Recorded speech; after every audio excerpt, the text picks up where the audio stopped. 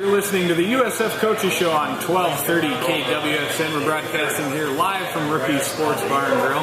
This segment being presented to you by Bierschbach Equipment and Supply. You know, I've been watching ESPN recently. Well, actually I do that pretty much all the time.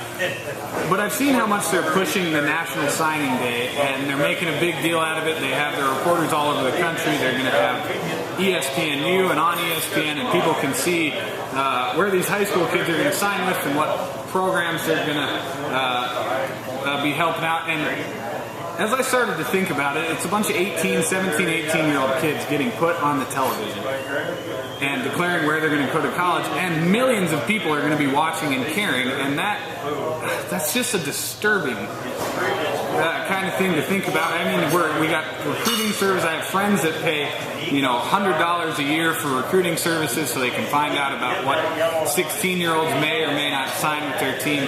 They're ranking 5th and 6th graders. And on that note, we have USF head football coach Jed Stugart in to talk a little bit about your recruiting. Coach, as you look, well, first, welcome. It's good to have you. Good to be back, Mick. Yeah. Coach, as you look at what the landscape's like in college football this year, and now that we're part of the NCAA, and such a big deal is being made about these kids, what are your thoughts on that? I mean, it just doesn't seem like it should be any shock that a lot of these kids have kind of this over-exaggerated sense of entitlement. Yeah, first of all, when's signing day?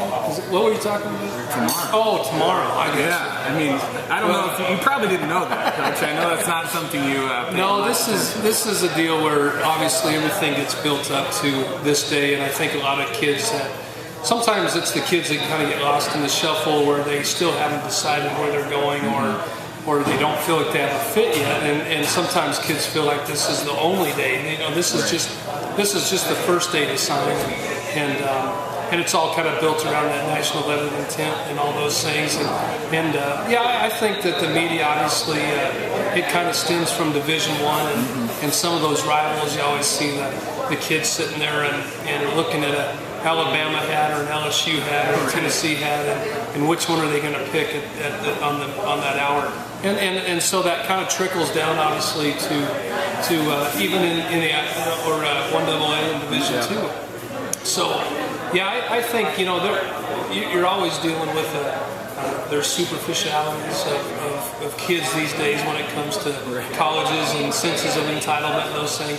But I think it also really comes back to what's so special about Division II athletics, right? Because everybody pays to play. You don't have these aren't kids that are on full rides and all these things, and I think that's why I like the whole Division II model, is that it's highly competitive. It's NCAA athletics, but it hasn't quite reached that magnitude yet that you see a little bit at the higher level. Well, Coach, you coached at a Division I program. You were at UNLV before you came to USF as the linebackers coach there. And UNLV is a mid-major program in the Mountain West and has had some success over the years. Did you see that, the hype about the recruiting and the kids wanting paid? Or I mean, I'm not asking you to divulge all your secrets, but do you notice a difference in between being at that Division I level at UNLV and then coming to USF? Oh, no question. I mean, I think that kids roll in. I know people make arguments that if college football players should be paid and all those things. I mean, reality is they are. And they get cut stipend checks and those things, and those aren't illegal. I mean, that's what happens. And the NCAA came in with new legislation this year. You're always going to have, at that level, it's always keeping up with the Joneses. When you're recruiting, especially in Division I, where it's an all or nothing deal, you'll see a lot of, hey, well, we do this and they don't, and so you've got to be in a position where you have to match what your competitors doing when it comes to facilities or recruiting and those things. And so, I think it is a little bit more apparent. I think we have the same issues here. I think when it comes to recruiting, as far as from a facility standpoint, or all the things that the people you're recruiting against are saying what they have to offer, and you just have to do your best to talk about your program and not talk about others, and really put out there what you have to offer a kid as far as a great education and a great program to be a part of.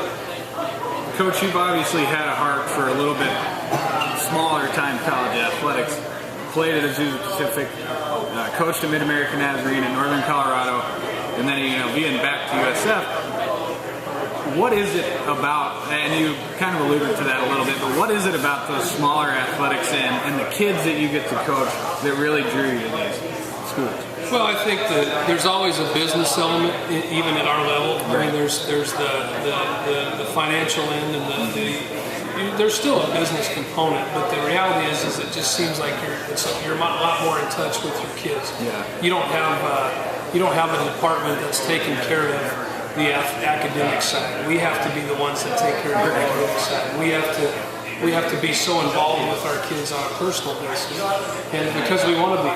And it doesn't mean that Division I coaches aren't personal with their kids, but there's so many agencies that help with those things, and we're I've just always loved, like I told you, every one of these kids are paying something to play the sport, and I think that can trickle down to having even a deeper appreciation for it, and knowing that they're out for the love of the game, and I don't think you can just cast that over every Division I program, but I think it does make ours pretty special. Well, Coach, as we said, signing day is tomorrow, big day for you and for the program. How many kids do you get in a year?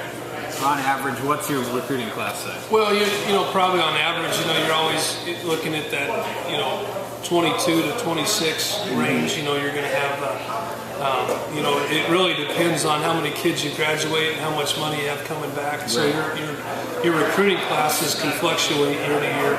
We're going to sign more this year than we did last year, for example, and because it's all really based on how many kids and spots that you have. Right. We're looking at being in that neighborhood of 25, 26 kids that we hopefully sign tomorrow. And of course, they're verbals until 7 a.m. when those faxes roll in, and then that's what you're hoping is that nobody gets cold feet and they sign on the dotted line. Coach, I don't know if you can talk about a ton of the kind of financial side of this, but about how much are you able to offer in terms of whether it's a half scholarship or a full scholarship or a quarter of a scholarship? On average, what are you able to offer these kids at an NCAA Division II school? Well, Division II, I'll just talk in generalities. I mean, with Division II, I think this is really a coach has discretion to break up his money any way he wants to. I think depending on the school's policy, the NCAA makes it pretty consistent because you can't have certain academic standards that are totally different than maybe another place. But there has to be consistency. That's one thing about the NCAA is it's about consistency and fairness, from gender equity to numbers. You're always there's usually a set standard for academic scholarship. In other words, maybe in NAIA models there could be more flexibility to package things. Right. In the NCAA, it's a little bit more based on where you slide in on an academic standpoint, what you want to add football. If there's federal monies, those things, and that's kind of how a package is put together. So each case is totally different, and some programs might do it differently. There's no rule that says you can't offer full rides to kids, but the business model of Division II, is that you have in different sports you have different equivalencies that you can use to package those. So. You can't afford to just to give a bunch of full rides, or you shouldn't have any money to recruit a class with. Well, anybody who's had an NCAA football dynasty on their Xbox or PS3 knows that you set a priority list for your recruits. Do you sit down as an entire coaching staff and do that? Play Xbox? Well, that too, but... No, you do.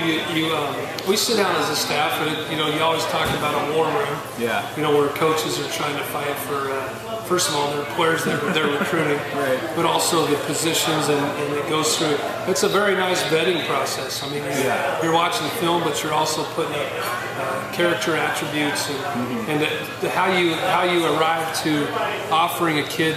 A lot of times you have to make tough decisions. You might have a great kid that has some character issues, and you have to make a tough decision on, is that the right decision for the team? And so, yeah, I mean, we sit down as a staff and really it really starts in the spring, is where you really set, okay, who are we graduating? And when we spring recruit, it's all, okay, who are we going after, what positions? So we set our numbers usually pretty vague in the spring of saying, okay, we need 3 defensive backs, or we need 2 defensive linemen, we need a quarterback. And then you try to stick to that as you go, because sometimes you'll find a kid that's just a phenomenal player, and maybe you weren't going after that position, but all of a sudden you're going in and trying to justify why we're going to go out of position to get this kid. So you always have to, it's tough to stay disciplined completely on that too. I'd imagine it gets pretty heated in there sometimes. Yeah, it does. I mean, there's a lot of passion for their players. There's a lot of passion, and you know, as a head coach, sometimes I have to come in like Judge Wagner and make the final decision, and sometimes it's fun to have the coaches lobbying and doing those things. That's all kind of the fun part of it. But you know, one of the things is I'm very big in our checks and balances. You know, I don't make too many executive decisions unless there's a pretty good consensus that, you know, I want to make sure that we're on the right guys and making the right decisions. Well, we will be right back talking with USF head football coach Jed Stugart. Stick around. We'll be talking a little more recruiting, and we'll get a look at next year's schedule. You're listening to the USF Coaches Show on 1230 KWSN.